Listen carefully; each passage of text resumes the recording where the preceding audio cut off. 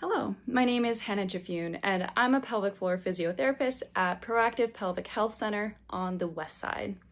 Today we're going to be talking about why folks experience urinary leakage only after they consume certain foods and beverages.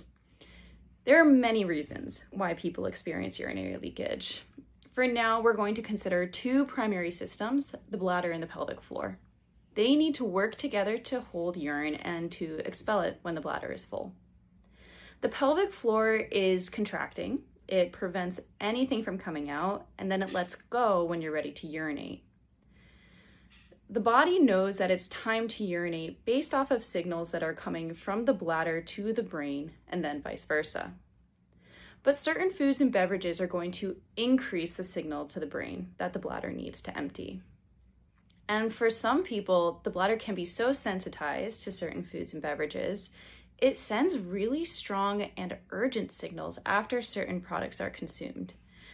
Now, these are variable for different people, but for some it can be something just as simple as caffeine or alcohol. This would be considered a stressor. Now, sometimes you can have that stressor and be totally fine, such as a cup of coffee first thing in the morning. No leakage, and you're going about your day. But that is not always the case. Sometimes we have other stressors as well.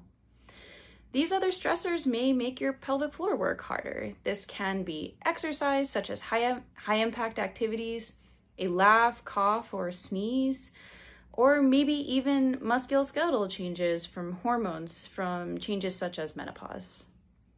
So you may be able to handle a single stressor, but not multiple stressors. And when there are just enough stressors, this can lead to leakage.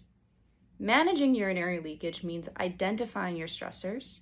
For some, it may be a combination of strengthening their pelvic floor and then mixing in a glass of water with their morning cup of coffee. It is different for every unique individual, and talking with a pelvic floor physiotherapist can help to identify the underlying causes of urinary leakage.